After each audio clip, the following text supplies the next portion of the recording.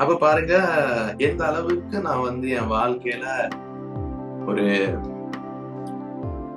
முக்கியத்துவம் குமாரத்துவத்துக்கு நான் கொடுத்திருப்பேன். அதாவது பிதாவுக்கு குமாரனா இருக்கிறது நம்ம அதிகமா குமாரத்துவத்துல கத்துக்கொள்றோம். இன்னொரு பக்கம் நம்முடைய ஆவிக்குரிய தகப்பன்களுக்கு எப்படி குமாரர்களா நடந்து கொள்ளும். இதை நாம சரியா புரிஞ்சு கொண்டாலே பிதாவுக்கு ஒரு நல்ல குமாரனா இருக்க முடியும். நம்முடைய சொந்த தாய் தகப்பனுக்கு நல்ல குமாரர்களா இருக்க முடியும். நாங்க குமாரர்களா இருக்கிறபடியினால கொஞ்ச காலத்துல நாங்க தகப்பன்களா மாறுவோம். தகப்பனாகும் போது நம்ம குமாரர்களை எப்படி வளர்த்தெடுக்கணும் என்பதும், நம்ம கிட்ட பெற்றெடுக்கப்படுகிற சொந்த பிள்ளைகளோ, பயாலஜிக்கல் பிள்ளைகளோ அல்லது ஆவிக்குரிய குமாரர்களை எப்படி நடத்த வேண்டும் என்ற தெளிவு உங்ககிட்ட இருக்கும் வாழ்வியல் முறையில. புரியுதா? நான் முதலாவது உங்ககிட்ட நான் இன்னைக்கு பேசுறது என்பது ஜஸ்ட் ஒரு ஒரு விஷயம் சும்மா சொல்லி பார்ப்போம். இப்ப பைபிள்ல எல்லாம் சொல்றாங்கல்ல, ஒரு வசனம் இருக்கு. ஜீசஸ் சொன்னாரு, இந்த பூமியில யாரையுமே உங்கள் பிதாக்கள் என்று சொல்லாதிருங்கள், யாரையும் பார்த்து அப்பா இல்லாட்டி பிதான்னு கூப்பிடாதீங்க அப்படின்னு. அதை பத்தி நான் இதுக்கு முன்னாடி பேசியிருக்கேன். கீழே பிதாவும் சொல்லியிருப்பாரு, யாரையும் போதகர் டீச்சர் என்றும் அழைக்காதிருங்கள் அப்படின்னு சொல்லியிருக்கோம். சிலவங்க அந்த வசனத்தை மட்டும் எடுத்துட்டு யாரையும் ஆவிக்குரிய தகப்பன்னு கூப்பிடக்கூடாது, எனக்குள்ள இருக்காரு பரிசுத்த ஆவியானவர், பரிசுத்த ஆவியா எனக்குள்ளாம் சொல்லி தருவாரு, நான் பெற்ற அபிஷேகமே எனக்கு போதிக்கும் அப்படின்னு சொல்லுவாங்க. ஒரு பக்கம் நீங்கள் பெற்ற அபிஷேகமே உங்களுக்கு போதிக்கும், யாரும் உங்களுக்கு போதிக்க வேண்டியது இல்லைன்னு வேத வாக்கியத்துல இருக்குதான். ஆமா. இன்னொரு பக்கம் இருக்கு, சபையில மக்கள் சீர்பொருந்தும்படி பரிசுத்தாவியானவரு கிறிஸ்துவே என்ன பண்ணாரு, போதகர் என்ற வரத்தை ஊழியத்தை கொடுத்திருக்காரு. புரியுதா? இந்த பக்கம் யாரும் உங்களுக்கு போதிக்க வேண்டியது இல்லை, நீங்க பெற்ற அபிஷேகமே போதிக்கப்படும் சொல்லும் போது இன்னொரு பக்கம் என்ன சொல்லுது, இல்ல இல்ல உங்களுக்கு போதகர்கள் வேண்டும். அது பாரடாக்சிக்கலா காணப்படும், ஒன்று கொண்டு முரண்பட்டதா காணப்படும் ராஜ்யத்தின் போதனைகள். ஆனா அதை சரியா பேலன்ஸ் பண்ணி நாங்க பிடிக்க வேண்டும். இப்ப ஆவிக்குரிய தகப்பன்மார் தேவையில்லை என்பதற்கு அந்த வசனத்தை எடுத்து காட்டுவாங்க. இப்ப நான் கிட்டத்துல அதான் ஒருத்தரோட பேசும்போது சொன்னேன், ஆமா ஆமா, ஆவிக்குரிய தகப்பன்மார் பூமியிலே ஒருவனை தகப்பன்மார் என்று கூப்பிடாதீங்கன்னு தான் இருக்குல்ல. ஆனா ஆவிக்குரிய தகப்பன்மார் அவங்க ஒரு டிஃபரண்ட் பிரீட், அவங்க வேறு இனம். ஆனாலதான் பூமியில இருக்கும்போது எலிசா எலியாவை தொடர்ந்துட்டே போனவன், அவன் பூமியை விட்டு எடுப்பட்டு அடுத்த ரெல்முக்கு போகும்போதுதான் என் பிதாவே பிதாவேன்னு கூப்பிடுறான். அதனால ஆவிக்குரிய தகப்பன்மார் எப்போதுமே பூமிக்குரியவங்களா இருக்க மாட்டாங்க, அவங்க அடுத்த ரெல்லுக்குரியவங்களா இருப்பாங்க. புரியுதா? அடுத்த மண்டலத்துக்குரியவங்களா இருப்பாங்க. அதனால அவர் கூப்பிடும் போது பூமிக்குரிய தகப்பனை தானே பிதான்னு கூப்பிடக்கூடாதுன்னு சொல்லியிருக்கு. ஆனால நான் என்ன பண்றேன், பூமியை தாண்டி பறக்கும் போது வண்டியில அக்கினி ரதத்துல எடுத்துக்கொள்ளும் போது அவர் என்ன பண்றாரு, மை ஃபாதர்னு கூப்பிடுறாரு. அதனால ஆவிக்குரிய தகப்பன்மார்கள் சாதாரண பூமிக்குரிய தகப்பன்மார்கள் மாதிரி அல்ல, பூமிக்குரியவர்கள் அல்ல என்பதை இன்னொரு பக்கமும் தெரிவித்துக் கொள்ள உங்களுக்கு விரும்புறேன். புரியுதா? அவங்க ஒரு வேற ரகம், வேற விதமானவங்க. அவங்க ஸ்பிரிட்ல எப்படி கனெக்டட் ஆகி மூவ் பண்ணுவாங்க. அதனால அதை நீங்க அது ஃபன்னா கூட புரிஞ்சு வச்சுக்கோங்க, இல்ல அதை நீங்க பர்சனலைஸ் பண்ணி ஆமா இல்ல ஆமா அவங்க வேறொரு ரகம் தான், வித்தியாசமா தான் இருக்கிறாங்க, எங்க கூட எங்களை நடத்துற விதங்கள்ல, எங்களை அன்பு செலுத்துற விதங்கள்ல அப்படின்னு நீங்க புரிஞ்சு வச்சுக்கோங்க. நம்ம லைஃப்ல ஸ்பிரிச்சுவல் ஃபாதர்ஸ் எவ்வளவு இம்பார்ட்டன்ட் என்பது நான் நிறைய உங்களுக்கு டீச் பண்ணியிருக்கேன். என் கூட பர்சனலா நீங்க இருக்கும்போது டீச் பண்ணது மாத்திரம் இல்ல, உங்க கூட வாழ்ந்தும் காட்டியிருக்கோம்ல. நான் முதலாவது உங்ககிட்ட இன்னைக்கு பேசணும், ஆவிக்குரிய தகப்பன்மார் இருக்காங்கல்ல நம்ம லைஃப்ல. இப்ப இதுல இருக்கவங்க எல்லாம் என்னுடைய சன்ஸ் அண்ட் டாட்டர்ஸ்னு நீங்க வந்திருக்கீங்க. இது பேச பேச உங்களுக்கு இன்னும் தெளிவா ஆகும் என்ன மாதிரியான ஒரு விஷயத்த நான் உங்ககிட்ட எதிர்பார்க்கிறேன் என்பது. ஆவிக்குரிய தகப்பன்மாரும் ஆவிக்குரிய பிள்ளைகளுக்குமான உறவுல அவங்களுக்கான உறவுல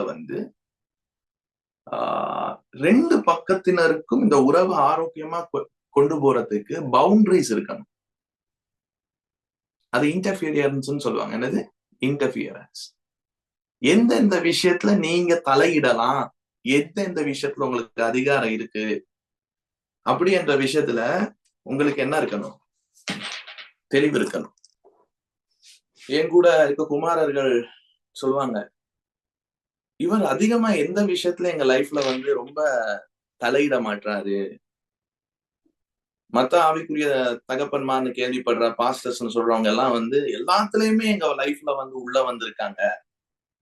எங்க நிகழ்ச்சிகள்ல, ப்ரோகிராம்ஸ்ல, நாங்க முடிவெடுக்கிற விஷயங்கள்ல எல்லாம் வந்து தலையிட்டுக்கிட்டு இருப்பாங்க. இவர் எஸ் நோவும் சொல்ல மாட்டேங்கிறாரு. ஆமா இது பண்ணுங்க, இத பண்ணாதீங்க. நான் என்ன நினைக்கிறேன்னா அப்படின்னு நான் பேசிட்டு போறேன். ஆனா கட்டாயம் நீ இதை பண்ணிதான் ஆகணும், பண்ணக்கூடாதுன்னு சொல்லி என்ன பண்றது இல்ல, உங்களை கட்டாயப்படுத்துறது இல்ல அப்படின்னு உங்களுக்குள்ள ஒரு பேச்சுவார்த்தை ஒரு சிலருக்கு இருந்திருக்கு. இவர் என்ன சொல்ல வராரு? நான் ஒண்ணு கேட்கிறேன், பண்ணட்டுமா வேணாமான்னா வேணான்னு சொல்ல மாட்டாரு, பண்ணவும் சொல்ல மாட்டாரு அப்படின்னு சில நேரங்கள்ல நீங்க நினைச்ச மாதிரியும் இருக்கும். காலப்போக்குல உங்களுக்கு புரிந்திருக்கும் நான் எதை அதுல மீன் பண்ண வாரேன் அப்படி. நீங்க ஒரு ஆவிக்குரிய தகப்பன்ட்ட உங்களை சப்மிட் பண்ணும்போது நீங்க வந்து ஆஹ் எப்பயாச்சும் அவர்கிட்ட சப்மிட் பண்றேன்னு சொல்லியிருப்பீங்கல்ல, வாய் திறந்து சொல்லும் போது அவர்கிட்ட நீங்க எந்த அளவுக்கு நீங்க அவர்கிட்ட சப்மிட் பண்றீங்க என்பது தெளிவா சொல்லணும். புரியுதா? எந்த அளவு, எவ்வளவு தூரம், அதான் நான் திரும்ப சொல்றேன். அது என்கிட்டயா இருக்கட்டும், இல்ல இதுக்கு பிறகு நீங்க வேற யார்ட்டையா பண்ண போறீங்க, என் உறவுல இருந்து போயிட்டோ ஏதோ, நீங்க எந்த அளவு பண்றீங்க, எவ்வளவு தூரம் நீங்க பண்றீங்க என்பது தெரியணும். அதுக்குதான் நான் சொல்றேன் இன்டர்ஃபியர் ஆகுறது. எவ்வளவுத்துக்கு நீங்க என் லைஃப்ல தலையிடலாம். ஏன்னா உறவுகள் மிஸ்யூஸ் பண்ணப்படுவதற்கும், இது ஸ்பிரிச்சுவல் ஃபாதர்ஸ் அண்ட் இந்த டாட்டர் ரிலேஷன்ஷிப் மிஸ்யூஸ் பண்ணப்படுறதுக்கும் நிறைய ஸ்டோரிஸ் கேள்விப்பட்டிருக்கோம். காரணம் என்னன்னா, தெளிவான வெளிப்படையான பவுண்டரிஸ் அதுல வைக்காது. நேத்து கூட ஒருத்தவங்க சொன்னாங்க என்கிட்ட பேசும்போது, இன்னும் நாட்கள் எல்லாம் எங்க கிட்ட சொல்லுவாங்க, நான் வந்து ஷர்லி என்ன வந்து இதெல்லாம் என்கிட்ட பேசினாரு, இப்படி எல்லாம் கேட்டாரு. ஆனா எங்க கிட்ட ஒரு நாள் அப்படி நடந்து கொள்ளலையா? ஆனா நாங்களும் ஸ்பிரிச்சுவல்ஸ் அண்ட் டாட்டர்ஸ் தான். ஆனா எங்க கிட்ட ஏன் அவங்க அப்படி கேட்கல, ஏன் எங்க கிட்ட அப்படி நெருக்கமா பழகல, ஏன் அந்த விஷயத்த எங்க கிட்ட இப்படி கேட்கலன்னு சொல்லும்போது, அதுல நீங்க ஒண்ணு புரிஞ்சு கொள்ளணும். எந்த அளவுக்கு நீங்க இடம் கொடுத்திருக்கீங்க, எவ்வளவு வரையறை கொடுத்திருக்கீங்க, உங்க வாழ்க்கையில எவ்வளவு தூரம் நாங்க நுழையலாம், அதுக்கான வரையறை என்ன என்பதை நீங்க தெளிவா சொல்லணும். புரியுதா? இப்ப அது வந்து ஸ்பிரிச்சுவல் ஃபாதர் ஸ்பிரிச்சுவல் ஃபாதர் கிட்ட சன் சொல்லும் போது மாத்திரம் இல்ல, சன்ஸுக்கும் தெரியணும் ஃபாதர் எந்த அளவுக்கு உங்களுக்கு ஆக்சஸ் கொடுத்திருக்காரு. புரியுதா? எவ்வளவு நுழையலாம், எந்த இடத்துக்கு வரலாம், எவ்வளவு தூரம் அவரோட வரலாம் என்ற ஆக்சஸும் உங்களுக்கு எவ்வளவு இருக்கு என்பதும் நீங்க தெரிஞ்சு வச்சுக்கொள்ள. இது ரெண்டும் உங்களுக்கு தெளிவா முதல்ல புரிஞ்சிச்சா நான் சொன்ன இந்த ரெண்டு விஷயம்? உங்க லைஃப்ல எவ்வளவு நுழையலாம் என்பது குமாரர்களா நீங்க இருக்கீங்கன்னா என்கிட்ட சொல்லணும். நான் ஃபாதரா இருந்தேன், நான் தகப்பனா இருந்தேன். எங்க உறவுல எவ்வளவு தூரம் நீங்க தலையிடலாம், நுழையலாம், எந்த அளவுக்கு உங்களுக்கு இருக்கு என்பதும் நாங்க உங்களுக்கு சொல்லுவோம். அது பயணிக்கும் போது தெரியும். வாய் திறந்து பேசணும். என்னுடைய தகப்பன்மார்கள் அவங்க எவ்வளவு நாங்க லைஃப்ல நுழையலாம் என்ற ஆக்சஸ் கொடுத்திருக்காங்க. அதே மாதிரி அவங்க என் லைஃப்ல எந்த அளவுக்கு செயற்படலாம் என்ற இன்டர்ஃபியரன்ஸ் ஆகலாம், உள்ள நுழையலாம் என்ற இடத்துல நானும் இடம் கொடுத்திருக்கேன். அது அவங்களுக்கு தெளிவா தெரியும். நீங்க நிச்சயமா இந்த ஆவிக்குரிய தாய் தகப்பன் இந்த குமாரர்கள் உறவுகளை கத்துக்கொள்ளும் போது நீங்க உங்க சொந்த குடும்பத்தை நடத்துறதுக்கும் உங்களுக்கு ரொம்ப பயனுள்ளதா அமையும். இன்னொரு பக்கம் உட்கார்ந்து அதை பத்தி நீங்க டிஸ்கஸ் பண்ணணும். இப்ப இந்த ஜூடெல்லாம் இருக்கிறான், நீங்க பாக்குறீங்க ஜூடுக்கு நிறைய அவர் வந்து ஜூடு ஜூடுன்னு சொல்லிட்டு இருக்காங்க அப்படின்னு சொல்லும்போது நீங்க அவர்கிட்ட உட்கார்ந்து கேட்டீங்கன்னா அவனுக்கு அவனுடைய வரையறை தெரியும். அதே மாதிரி எவ்வளவுத்துக்கு அவன் லைஃப்ல நான் நுழையலாம் என்ற வரையறையும். சில நேரங்கள்ல நான் இதைதான் சிலர்கிட்ட பேசுவேன், தம்பி ஜூடுடைய லைஃப்ல நான் வந்து நுழையிற மாதிரி உன் லைஃப்ல செயற்பட முடியாதுன்னு சொன்னோன்னே சிலவங்க என்ன ஒஃபண்ட் ஆயிட்டு என்ன பண்றாங்கன்னா, ஓ அப்ப என்ன வந்து அவரை மாதிரி பார்க்கல, அதனால என்னைய அவரை என்ன பண்ணிட்டாங்க, பிரிச்சு பாக்குறாங்க அப்படின்னு இந்த பார்ஷாலிட்டி நாங்க பாக்குற மாதிரி நினைக்கிறாங்க. அப்ப போகும்போது ஒவ்வொரு முறையும் பேசும்போது நிரஞ்சனை பாக்குற மாதிரி என்ன பார்க்கல, ஜூட பாக்குற மாதிரி நீங்களே உணர்ந்திருப்பீங்க. அந்த நபரை கொடுத்த இடம் எனக்கு கொடுக்கலையே, நான் கொடுத்த நபர்கிட்ட பார்த்தா உங்களை விட அதிகமா ஒருத்தர் தலையிடுறாரு சில விஷயங்கள்ல, நான் அவருக்கு கொடுத்திருக்கேன், ஆக்சஸ் கொடுத்திருக்கேன். அவரோட உட்கார்ந்து நீங்க பேசுனீங்கன்னா தெரியும். அவரோட உட்கார்ந்து அதை தெளிவுபடுத்தி இந்த விஷயத்துல இவ்வளவு ஆக்சஸ் உனக்கு கொடுத்துருக்கேன்னு சொல்லி டிஸ்கஸ் பண்ணி தான் அதுல நான் உங்களை அலோவ் பண்ணுவேன். ஏன்னா இந்த மாதிரி உட்கார்ந்து டிஸ்கஸ் பண்ணாச்சு உங்களுக்கு எவ்வளவு வரையறை கொடுத்திருக்கோம். சொந்த பிள்ளையானாலும் தாய் தகப்பனுடைய அன்புக்கும் பாசத்துக்கு எல்லாத்துக்கும் உரித்தானவங்க. ஆனா அவங்கள நாங்க வளர்க்கும் போதும் மூத்தவன், ரெண்டாவது, மூணாவது என்ற பிள்ளைகள் நமக்கு இருக்கும்போது 3 பிள்ளைகளையும் நான் பாசம் காட்டுறோம், அன்பு காட்டுறோம். ஆனா அவங்க கையாளுற விதத்துல என்ன இருக்கு, வித்தியாசம் இருக்கு. சிலவங்க என்கிட்ட சொல்லுவாங்க, எங்க அப்பா அம்மா என்ன பார்ஷாலிட்டி பாக்குறாங்க, ஒரே பிள்ளைதான் நாங்க 3 பேரும், எங்களை பிரிச்சு பாக்குறாங்க அப்படின்னு. அது சில நேரம் அந்த அந்த அவங்க சொல்ற விஷயத்த நான் அவங்க ஃபேமிலியில ஸ்டடி பண்ணி பார்த்தா இவங்க புரிஞ்சு கொண்ட விஷயம் சில நேரம் தப்பா இருக்கும். அவங்க அம்மா அப்பா சரியாதான் பாத்துட்டு இருக்காங்க.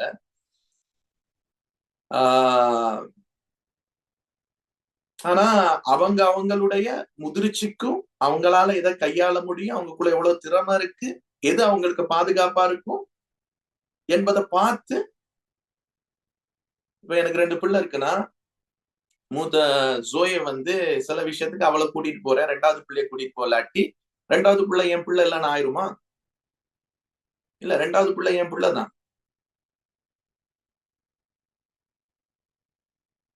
அதுக்கு பேர் பாகுபாடோ பட்சபாதமோ இல்ல.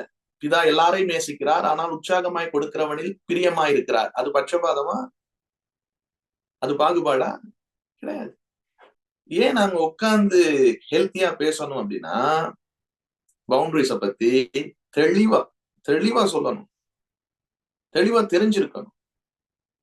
இல்லாட்டி என்ன நடந்துரும்னா, உங்க உறவுக்குள்ள அத்துமீறலும் ஆக்கிரமிப்பும் நடந்துரும். சிலர் சில தேவ ஊழியர்களோட பயணிச்சு நீங்க ரொம்ப அதிகமா மனத்தாங்கல் அடைஞ்சிருக்கிறதுக்கு ஸ்டடி பண்ணி பார்த்தா இது ஒரு இதா இருக்கும். அவங்க என்ன பண்ணிருப்பாங்க, உங்களுடைய பெட்ரூம் வரைக்கும் நேரா வந்திருப்பாங்க. உங்களுக்குன்னு சொல்லி பிரைவசின்னு ஒண்ணு இல்ல. சில ஆவிக்குரிய குமாரர்களை கூப்பிட்டு தகப்பன்மார பேசினா, குமாரர்களுக்கு பவுண்டரிஸ் வைக்காதனால குமாரர்கள் டைரக்டா ஸ்பிரிச்சுவல் ஃபாதர் மதருடைய பெட்ரூம்குள்ள நுழைஞ்சிருப்பாங்க. அத்துமீறல் என்று ஒன்று இருக்கக்கூடாதுன்னா சரியான பவுண்டரிஸ், வரையறைகள் நீங்க வைக்கணும். ஆக்கிரமிப்பு இருக்கக்கூடாதுன்னா, சரியான பவுண்டரிஸ், சரியான வரையறைகள் இருக்குதுன்னா அந்த உறவுல ஜீவன் இருக்கும். அதனாலதானே என் கூட நீங்க உறவுல வரும்போது, கனெக்டடர் ஆகி ஜேர்னி பண்ணும்போது முதலாவது பெரும்பான்மையானவங்கிட்ட நான் பாக்குறது என்னன்னா, எஸ் நோ சொல்றதுலயே உங்களுக்கு என்ன இல்ல, ஆளுமை இல்ல. எஸ் நோ சொல்றதுலே கதைக்கிறவங்க எல்லாம் சொல்றீங்க, எஸ் நோ சொல்றதுல எனக்கு ஆளுமை இல்லை. அப்புறம் நான் இந்த பாஸ்டரால பாதிக்கப்பட்டிருக்கேன், இவங்களால பாதிக்கப்பட்டிருக்கேன்னு சொல்லும் போது உள்ள போய் பார்த்தா என்ன தெரியுதுன்னா, அவர் அத்துமீறும் போது, அது ஆவிக்குரிய தகப்பனா இருந்தாலும் பரவாயில்ல, அவருடைய லைஃபுக்குள்ள ஆவிக்குரிய குமாரன் அத்துமீறினாலும் தகப்பனுக்கு எஸ் நோ சொல்ல முடியாட்டி கூட, நோ என்று சொல்ல முடியாட்டி கூட, அந்த உறவு காலப்போக்குல வேற மாதிரி உடைஞ்சு போகுது. இன்றைக்கு உங்க சிந்தையில கொண்டு வாங்க, உங்க லைஃப்ல ஒரு ஸ்பிரிச்சுவல் ஃபாதர் இருக்காங்கன்னா அவங்க கிட்ட வாய் திறந்து நீங்க சொல்லியிருக்கீங்களா, என்னை திருத்தவும், என்னை கேள்வி கேட்கவும், என்னை ரசிக்கவும், என்னை பாராட்டவும் இந்த விதமா நான் உங்களுக்கு உரிமை கொடுத்திருக்கிறேன். அதே மாதிரி உங்க தகப்பன் உங்களுக்கு எந்த அளவுக்கு உரிமை கொடுத்திருக்காரு என்று உங்களுக்கு தெரியுமா? சில நேரம் நீங்க நினைப்பீங்க, ஆவிக்குரிய குமாரனா இருக்கிறான்னா சொல்லித்தான் தெரியணுமா அப்படின்னு.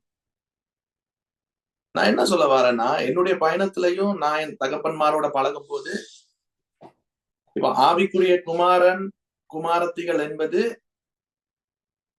நாங்க என்ன பண்ணிட்டு இருப்போம்னா, வெளியே இருக்கவங்களுக்கு எல்லாம் சொல்லிட்டு இருப்போம்.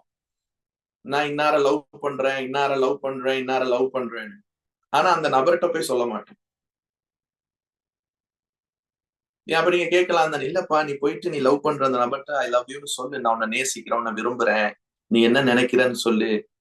ஆனா அந்த நபரை தவிர எல்லாருக்கிட்ட என்ன பண்ணிட்டு இருப்போம், நான் அவளை காதலிக்கிறேன் காதலிக்கிறேன் ஒருதலை பட்சமா பண்ணிட்டு இருப்போம்.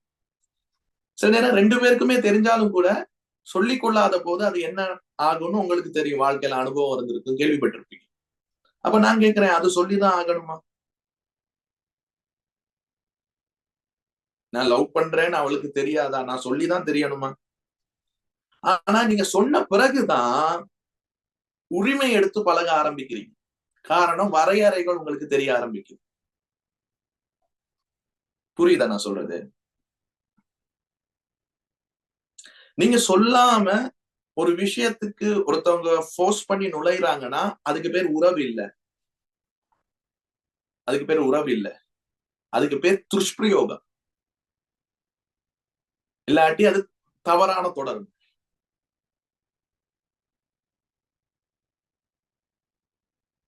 புரியுதா? இப்ப ரேப்னு ஏன் பேர் வைக்கிறாங்க? ரேப்னு ஏன் சொல்றாங்க? அவங்க விருப்பம் இல்லாம அவங்க கொண்டு போயிட்டு அவங்கள வலுக்கட்டாயப்படுத்தி செய்யற விஷயம். உறவுகள்லையும் நாம் இந்த மாதிரி தான் துஷ்பிரயோகம் பண்ணிக்கிட்டு இருக்கோம். அதுவும் ஸ்பிரிச்சுவல் ஃபாதர் சன்ஸ் என்ற ரிலேஷன்ஷிப் வரும்போது கூட அத்துமீறி நாம செய்யற விஷயங்கள் இருக்கு. நான் சொல்றது புரியுதா உங்களுக்கு? அதாவது உங்களுடைய ஸ்பிரிச்சுவல் ஃபாதர்னு சொல்ற நபர் உங்கள் வழிகாட்டி. அவங்களுக்கு தெரியணும் எந்த அளவுக்கு உங்க லைஃபுக்குள்ள வரலாம் என்ற ஆக்சஸ். அது தெரியும் போதுதான் உங்களை அந்த லெவல்ல அவங்க உங்களை மென்டர் பண்ண முடியும். எந்த அளவு உங்களை வளர்த்தெடுக்க முடியும் என்பது நீங்க கொடுக்கிற இடத்தை பொறுத்தது. சிலர் இதுல என்னப்பா இவர் இப்படி வளர்ந்திருக்காரு அப்படின்னு சிலரை பத்தி ஆச்சரியப்பட்டிருப்பீங்க என் கூட உறவுல இருந்து. காரணம் அந்த அளவுக்கு அவங்க இடம் கொடுத்திருக்காங்க. புரியுதா? நல்ல ஒரு தகப்பன் இதயம் உள்ளவர்கிட்ட நாம நல்ல டீப்பா ஆழமா இடம் கொடுக்கும் போது அவ்வளவா அவங்க நம்மளை வளர்க்க ஆரம்பிக்கிறாங்க. ஆனா அதே தகப்பன் இருதயம் இல்லாம ஒரு உபாத்தியன் இதயத்துல இருந்துகிட்டே தகப்பனாக ஒருத்தவங்க ஒரு ஃபிகர் அவங்க லைஃப்ல இருந்தாங்கன்னா, நீங்க எவ்வளவு டீப்பா இடம் கொடுத்தீங்களோ அதெல்லாம் சில நேரங்கள்ல அபியூஸ் ஆக்கப்படுது. அது போலவே ஆவிக்குரிய குமாரர்களும் அறிஞ்சிருக்கணும், குமாரத்திகளும் உங்க தகப்பன் எந்த அளவுக்கு உங்க லைஃப்ல, அதாவது அவங்க லைஃப்ல உங்களுக்கு வரையறை கொடுத்திருக்காங்க. நீங்களும் அதை மீறி என்ன பண்ணக்கூடாது, துஷ்பிரயோகம் பண்ணிடக்கூடாது, தலையிடக்கூடாது.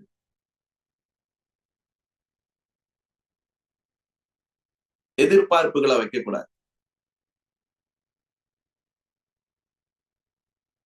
அவங்க எந்த அளவுல உங்களுக்கு கொடுத்திருக்காங்களோ அதுல இருந்து உங்களோட அவங்க உறவுல தொடர்பு பட்டிருக்க ஜீவனை நீங்க முழுமையா பெற்றுக்கொள்ளும் போது நீங்க ஒரு சன்னா இருக்கீங்க.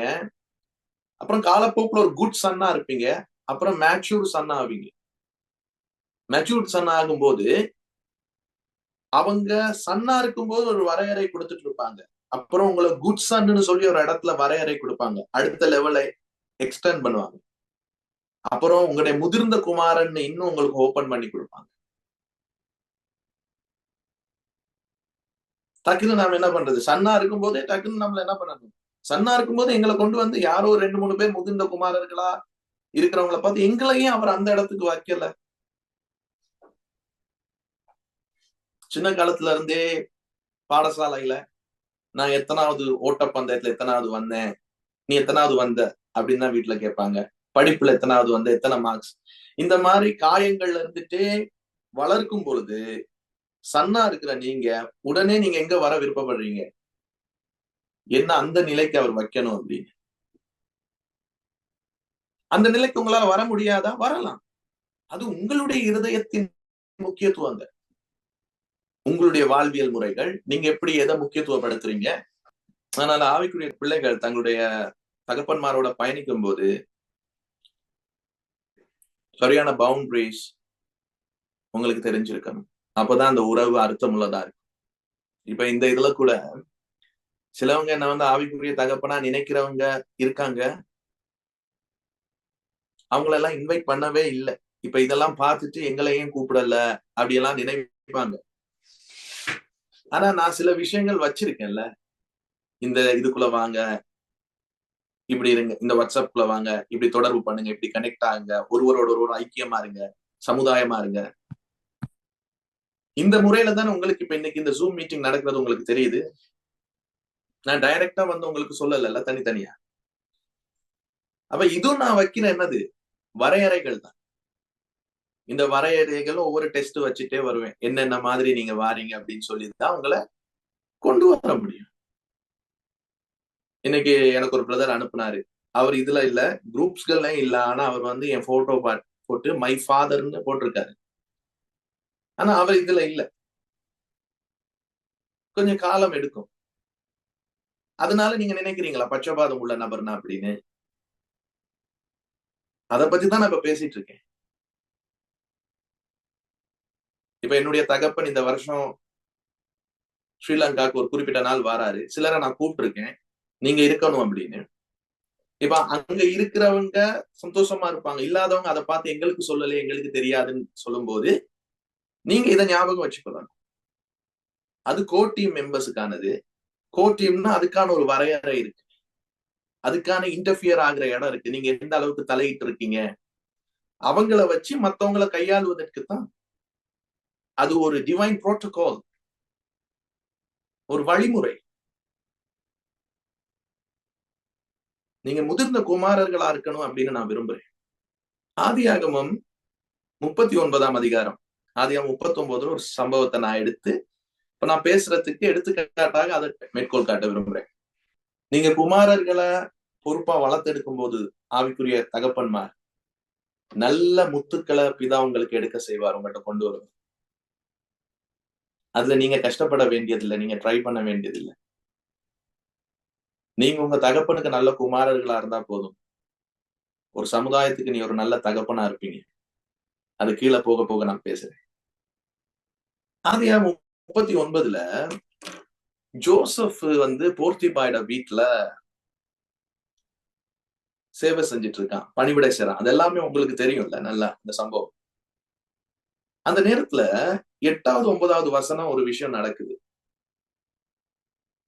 8, 9 இருக்கா வாசிங்க. அவனோ தன் எஜமானுடைய மனைவியின் சொல்லுக்கு இணங்காமல் அவளை நோக்கி, இதோ வீட்டிலே என்னிடத்தில் இருக்கிறவைகளில் யாதொன்றை குறித்தும் என் ஆண்டவன் விசாரியாமல் தமக்கு உண்டான எல்லாவற்றையும் என் கையில் ஒப்பித்திருக்கிறார். இந்த வீட்டிலே என்னிலும் பெரியவன் இல்லை. நீ அவருடைய மனைவியாய் இருக்கிறபடியால் உன்னை தவிர வேறொன்றையும் அவர் எனக்கு விலக்கி வைக்கவில்லை. இப்படி இருக்க நான் இத்தனை பெரிய பொல்லாங்குக்கு உடன்பட்டு தேவனுக்கு விரோதமாய் பாவம் செய்வது எப்படி என்றான். இந்த வசனத்தை இப்ப நாங்க பேசிட்டு இருக்கிறதுல உங்களுக்கு பொருத்தி பார்க்க முடியுதா? அவருடைய பாஸ், எஜமானன் சொன்ன விஷயத்துல அவனுக்கு தெளிவு இருக்கு. என்ன சொல்லியிருக்காரு? இந்த விஷயம், இது எல்லாத்துக்கும் மேலும் உனக்கு அதிகாரம் இருக்கு, இதை நான் உனக்கு ஒப்புவித்திருக்கேன். அததான் அவன் சொல்றான், என் கையில் ஒப்புவித்திருக்கிறார். உன்னுடைய தகப்பன் உன் கையில் ஒப்புவித்தது உனக்கு தெரியுமா?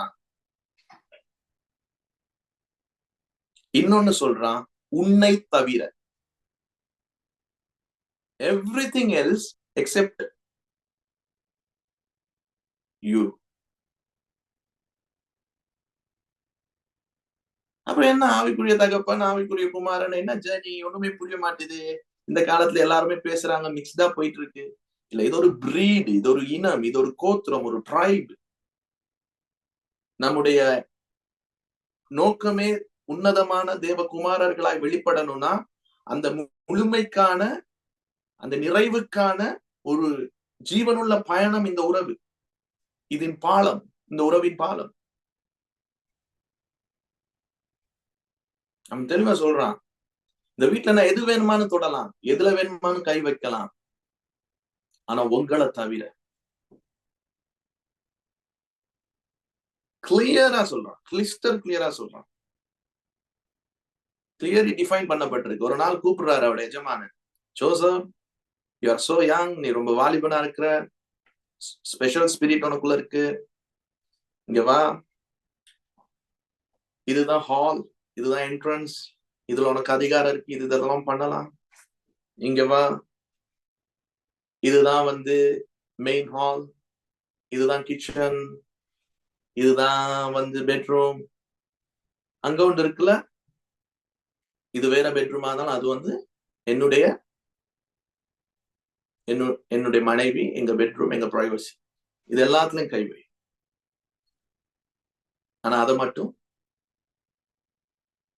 உனக்கிட்ட நான் கொடுக்கல. பிதா சொல்றாரு, தோட்டத்துல ஆதாம கொண்டு போய் இதெல்லாம் உனக்கு இருக்கு, பட் அதுல கேர்ஃபுல்லா இருக்கு, அதுல கை வைக்காது.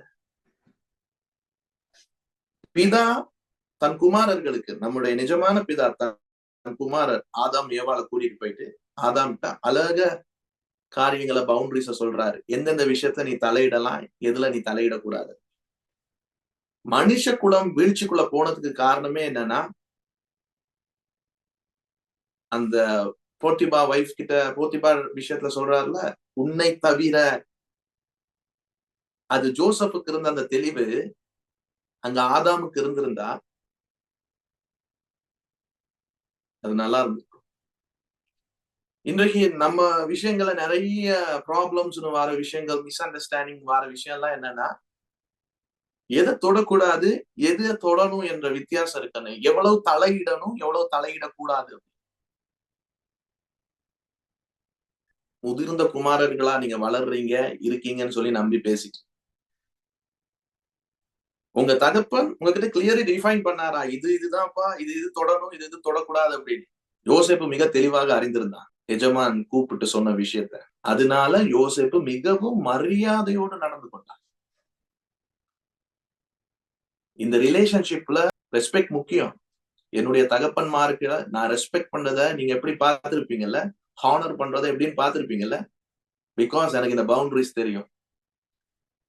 அதனால நான் குறிப்பிட்ட காலத்திலேயே, இப்ப அவங்க கூட 10 வருஷம் 15 வருஷம் இருந்தவங்களுக்கு இல்லாத ஆக்சஸ் எனக்கு கிடைக்க ஆரம்பிச்சிச்சு. குறிப்பிட்ட காலத்திலேயே இந்த பவுண்டரிஸ் எல்லாம் புரிஞ்சு எல்லைகளை புரிஞ்சு நான் அவங்களோட பயணிக்க ஆரம்பிச்சேன். பால் தீமோத்தேயை பார்த்து பேசுறாரு. தீமோத்தேயு புத்தகத்துக்கு வாங்க. தீமோத்தேயு புத்தகம் முழுவதுமே நீங்க எடுத்து வாசிச்சு பார்த்தா அதிகப்படியா என்ன தெரியுமா இருக்கும், தீமோத்தேயு நீ எதுல தலையிடணும், எதுல தலையிடக்கூடாதுன்னு சொல்லி தன்னுடைய குமாரன், என் உத்தம குமாரனாகிய தீமோத்தேயுன்னு சொல்லி தன் பிலவட் சன்னுக்கு பால் எழுதியிருக்க விஷயம். பால் எழுதின கடிதம் தீமோத்தேயுக்கு, அது 2 கடிதமா இருக்கு. 1 தீமோத்தேயு, 2 தீமோத்தேயு. அதுல நீங்க அந்த வசனத்துல பவுல் அந்த அந்த அதிகாரங்கள்ல தீமோத்தேயுக்கு பவுண்டரிஸ் வைக்கிறார். 2 தீமோத்தேயு 2ஆம் அதிகாரம் 1-4 வாசிங்கப்பா. பால் இந்த விஷயத்த தலையிடு, இதுல தலையிடாத அப்படின்னு பவுண்டரி வைக்கிறாப்ல. ஆதலால் என் குமாரனே, நீ கிறிஸ்து இயேசுவுள்ள கிருபையில் பலப்படு. அநேக சாட்சிகளுக்கு முன்பாக நீ என்னிடத்தில் கேட்டவைகளை மற்றவர்களுக்கு போதிக்கத்தக்க உண்மையுள்ள மனுஷர்களிடத்தில் ஒப்புவி. நீயும் இயேசு கிறிஸ்துவுக்கு நல்ல போர் சேவகனாய் தீங்கு அனுபவி. தண்டில் சேவகம் பண்ணுகிற எவனும் தன்னை சேவகம் எழுதி கொண்டவனுக்கு ஏற்றவனாய் இருக்கும்படி பிழைப்பு கொடுத்த அலுவல்களில் சிக்கிக் கொள்ள மாட்டான். பிழைப்புக்கு அடுத்த அலுவல்களில் என்ன பண்ண மாட்டானா? சிக்கிக்கொள்ள மாட்டான். பவுண்டரிஸ் வைக்கிறாரு. மிலிட்ரியில இருக்கிறவங்க எவ்வளவு அவங்க போக்கஸ்டா இருப்பாங்க. இப்ப கிட்டத்துல பார்த்தேன், ஸ்ரீலங்கன் மிலிட்டரியில சொல்லியிருக்காங்க, இந்த குறிப்பிட்ட ரேங்க்குக்கு கீழே இருக்க எல்லாருமே தங்க பாஸ்போர்ட்ஸ கொண்டு வந்து ஹேண்ட் ஓவர் பண்ணிடணும் ராணுவத்துல வேலை பார்க்கிறவங்க. அதுக்கு 2 காரணம் சொல்றாங்க. இதனால நாங்க கொண்டு வந்து ஹேண்ட் ஓவர் பண்ண சொல்றோம். அவங்களுக்கு கொடுக்கப்படுது பவுண்டரிஸ். பவுல் சொல்றாரு, ஒருத்தன் வந்து சேவகன் தண்டிலே சேவகன் பண்றான்னா என்ன பண்ணுவான்? அதுல போக்கஸ்டா இருப்பான். அந்த ஏரியால, அந்த விஷயத்துல தேவையில்லாத விஷயத்துல என்ன பண்ண மாட்டான்? தலையிட மாட்டான். நீ அதை ஞாபகம் வச்சுக்கோ மை சன் அப்படின்னு சொல்றாரு.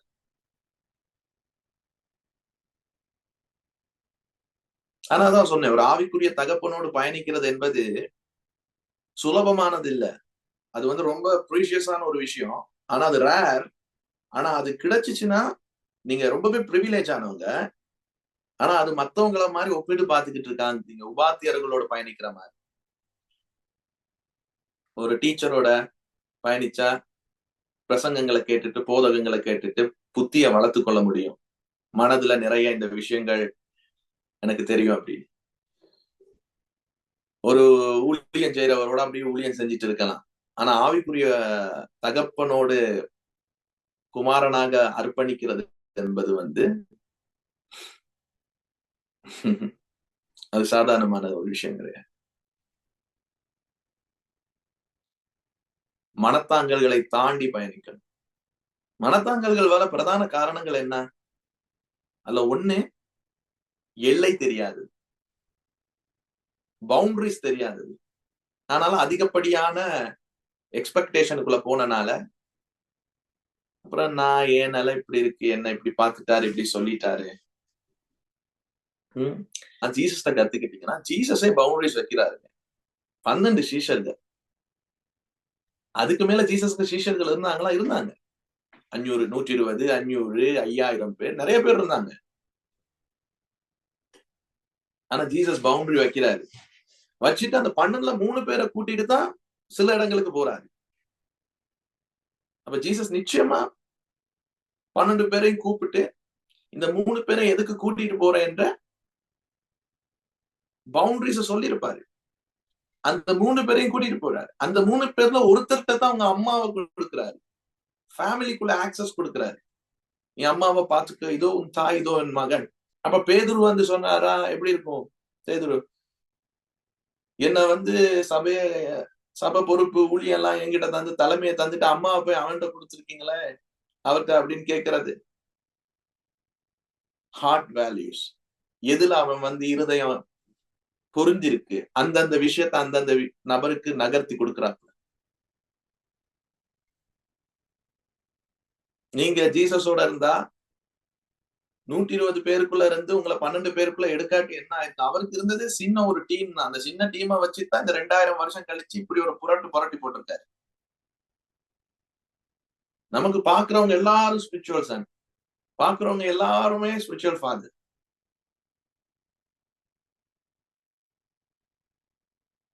அது சம்திங் ராங்.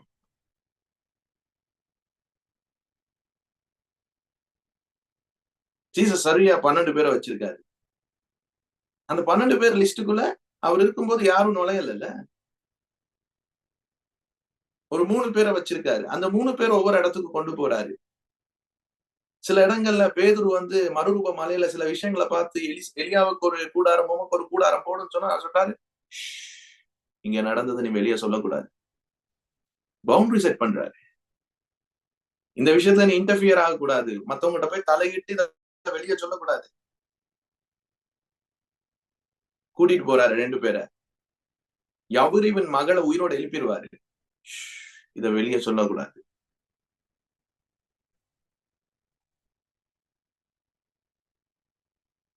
என் தகப்பன்மார் சில விஷயங்கள் என்கிட்ட சொல்லுவாங்க. சுட்டே போட்டாலும் இது வெளியே சொல்லக்கூடாது.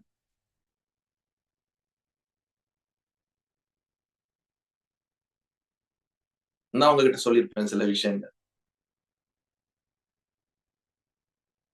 ஆனா சிலவங்க அதை காக்க மாட்டாங்க. 10 பேர் வந்தோன்னே சின்னத்துல இருந்து வளர்ந்தது அப்படித்தானே, அதை அப்படி உடைச்சு விட்டுருவாங்க. அப்புறம் எப்படி உன்னை நம்பி திரும்பி அந்த விஷயத்த நான் சொல்ல முடியும்? அதனால நீயே அந்த லெவல்ல இருந்து என்ன பண்றப்பா? இறங்குற. அதனால சில விஷயங்கள் வரும்போது கொஞ்ச காலத்துக்கு நீ வளர்ற வரைக்கும் சுட்டே போட்டாலும் சொல்லக்கூடாத விஷயத்த உங்ககிட்ட சொல்றது. அவருக்கு மட்டும் எல்லாம் சொல்றாங்க, என்கிட்ட சொல்ல மாட்டாங்க. நீங்க எப்படி குமாரர்களா வளர்றீங்க என்பதுதான் உங்க குமாரர்களை நீங்க வளர்த்தெடுக்கிற ஒரு நல்ல தகப்பனா இருப்பீங்க. நீங்க ஒரு நல்ல குமாரனா இருந்தீங்கன்னா ஒரு நல்ல தகப்பனா இருப்பீங்க. ஒரு நல்ல தகப்பனா காணப்படணும்னா நல்ல குமாரனா இருக்க கற்றுக்கொள்ளுங்க. நீங்க இந்த குமாரத்துவத்துல சன்ஷிப்ல கற்றுக்கொள்ற இந்த பாடமானது உங்களுடைய தந்தைத்துவமிக்க இருதயம் உள்ளவங்களா நீங்க வெளிப்படுறதுக்கு மிகவும் உதவியா இருக்கும். எல்லாருக்கும் விருப்பம் எனக்கு நிறைய ஸ்பிரிச்சுவல் சன்ஸ் வரணும், டாட்டர்ஸ் வரணும், நான் நிறைய பேருக்கு ஃபாதரா இருக்கணும். ஓகே, இருக்கக்கூடாதுன்னு இல்ல, நல்லது இருக்கலாம். அவங்கள கையாள்வதற்கு முன்னாடி உங்களுடைய குமாரர்களை கையாள்வதற்கு முன்னாடி நீங்க ஒரு நல்ல குமாரனா இருக்க பாருங்க. நீங்க மத்தவங்ககிட்ட எதிர்பார்க்கறீங்க, எனக்கு அவன் சன்னா இருக்கணும், இவன் சன்னா இருக்கணும், இவன் இப்படி பண்ணணும், அப்படி பண்ணணும். அவங்ககிட்ட எதிர்பார்க்கிறத நான் ஒருத்தருக்கு குமாரனா இருக்கேனே, அவரிடத்துல நான் பண்றேனா, அது என் லைஃப்ல இருக்குதா? நீங்க அந்த மாதிரி ஒரு சன்ஷிப் ஹார்ட் இல்லாம நீங்க உங்க குமாரர்களை வளர்க்க ஆரம்பிச்சிட்டீங்கன்னா என்ன தெரியுமா நடக்கும்? நீங்க அவங்க லைஃப்ல அத்துமீறி நுழைய ஆரம்பிச்சிருவீங்க, ஆக்கிரமிச்சிருவீங்க. புரியுதா? அது இங்க பண்றது எங்க விளைவை கொண்டு வருதுன்னு. நீங்க ஒரு நல்ல தகப்பனா காணப்பட வேணும்னா ஸ்கூல் ஆஃப் சன்ஷிப்ல ஜேர்னி பண்ணணும். ஸ்கூல் ஆஃப் சன்ஷிப்ல குமாரத்துவ பள்ளியில கற்றுக்கொள்ளணும். கற்றுக்கொள்றீங்களா? எங்கேனும் உங்க இருதயத்துல குமாரத்துவ பள்ளின்னு ஒண்ணு கற்றுக்கொள்றதுக்குன்னு ஒரு இடம் இருக்கா?